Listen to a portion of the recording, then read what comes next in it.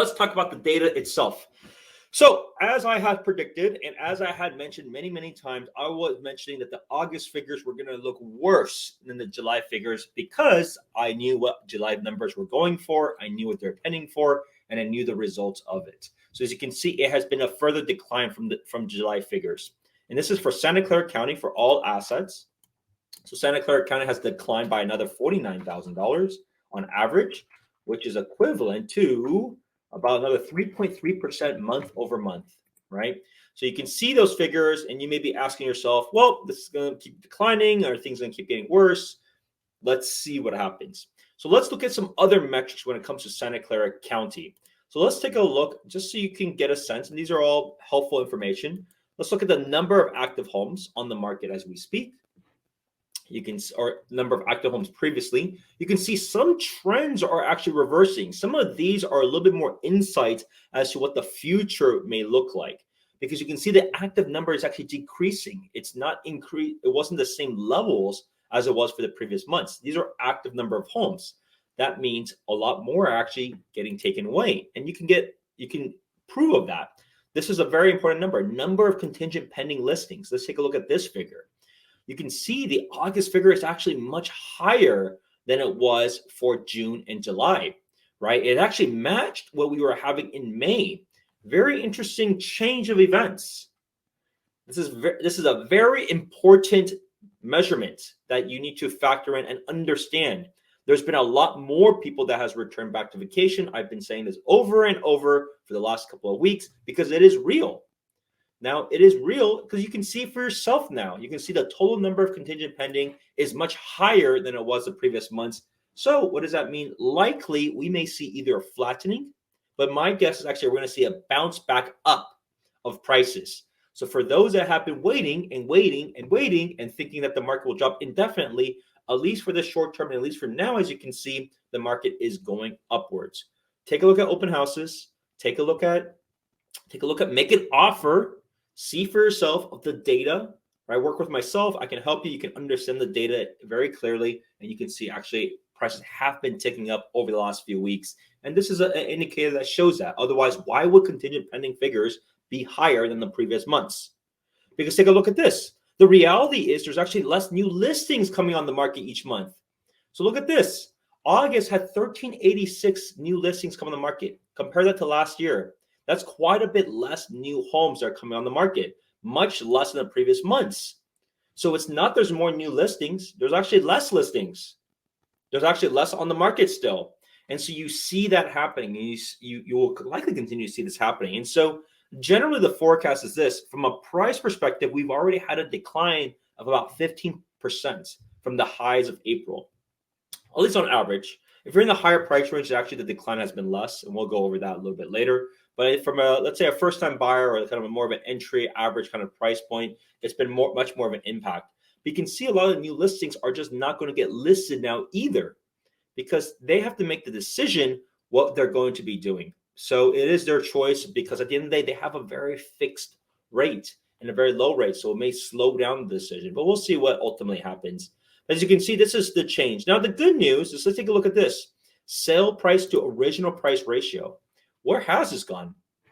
The good news, as you can see for August, is that this is the lowest it has been for the entire year. 97.2% sales price to original price ratio. Now, this is important to distinguish because it's been a decline in prices. At least that was the August figures, right? It's been a decline in price. But let's take a look at sales price to list price ratio if it's the same. And the answer is no. So what happens is, just be mindful. The current sale to list price of what they reduced it to is about 100%. So when the people actually make their adjustments downwards, you can see that it actually was more accurate of where it should go. So if they made their drop, so you have a couple of strategies that I tell clients right now in this environment. You have two options. If the home is on the market for at least 3 weeks, they're probably going to be doing a price reduction. So for those homes, you may just want to make an early offer. Well, not early. You make an offer, but you make a more aggressive offer, as in a lower price, because they may very well accept it because they're going to think about a price reduction anyways. But when they do the price reduction and it becomes more fair, that number tends to be the number that gets bought, as you can see, right? Otherwise, if the sales to list price, this is the adjusted list price, was any different, then you see a different number. So very interesting to see this figure. The other thing I'll bring up is just number of sales. That's the only really other metric that might be of interest. You can see the number of sales has increased, right? So back to all the momentums, right? This is higher than it was in July. July was a very slow time. So you can see it, a lot of things have picked up. And so the question you might be bringing to yourself is, okay, thank you for sharing that, Spencer. This is very enlightening. It shows a lot of information. Let's take a look at just some other counties, just so we can see some other figures. Because you saw the decline here. Let's look at the data one more time. If you look at the highest points was at April 161 to today at 140. That's $210,000 on average. So that is an equivalent of 13% decline from April figures. So it's been a very good discount for all those people complaining about interest rates. We're going to talk about strategy when it comes to interest rates, because at the end of the day, you have a few options still. Just because rates increase doesn't mean all of a sudden you go from one to zero. You don't go from you can buy and all of a sudden you can't buy. You have to change your mentality. You're going to change some strategies. And fortunately, the market is already affecting that to help you either way. So that's important to just be mindful as those continue to look for the homes. Let's Santa Clara County. So you may be asking, are all counties going the same way? Well, let's take a look. Let's take a look at San Mateo County. So a lot in San Mateo County too. I'll be going there later. So if you take a look at the numbers, most of them followed a similar trend, right? April was the high, but then you can see August, interesting, already picked up. All right, so if you look at this data here, the highest was same in April, 1775, minus what it is now. It actually picked up. So it already showed those signs faster than Santa Clara County. This is about similar, 12.6% decline since the top. So you may be asking, what about Alameda County? Let's take a look at Alameda County. So Alameda County, medium sales price. Same idea. In this case, their high was in May. Same trajectory. So there's no areas, at least from a county wise, that's been drastically different. They all follow the same kind of trends, but they also all follow the same pickup. Excuse me. So this is $195,000 decline on average. But if you divide that by the percent, there's actually a bigger decline here. It's been about 15.5% decline since in Alameda County. Maybe let's look at San Francisco. See what's been going on over there. San Francisco. And this is all live data. And so I'm actually doing this all live so you can see this in front of you. So you can see similar trends. Everywhere is similar. April was the highest. So you can take a look at April figures. Right, April is 1610 minus 13. This is actually a pretty big deal. $310,000 decline. So in San Francisco, it's a 19% decline during this time. Rising mortgage rates complicate decision on buying versus renting. Cost of buying and renting has risen rapidly, but mortgage payments are the highest on record relative to rents. There's a few thoughts about this. A few opinions about this is, think about this.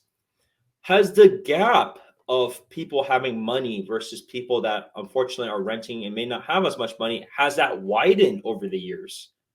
How does that look and how does that feel? And the reality is likely. A lot of people, especially in the Bay Area, over the good times in tech, have done far better and have far more flexibility than those otherwise. So there's always that aspect of things. And also, to be fair, the thing, like I mentioned before, it's all about thinking about the long term. Do you want to bank and ride this out by paying a year, multiple years of rents? Like you're paying to wait.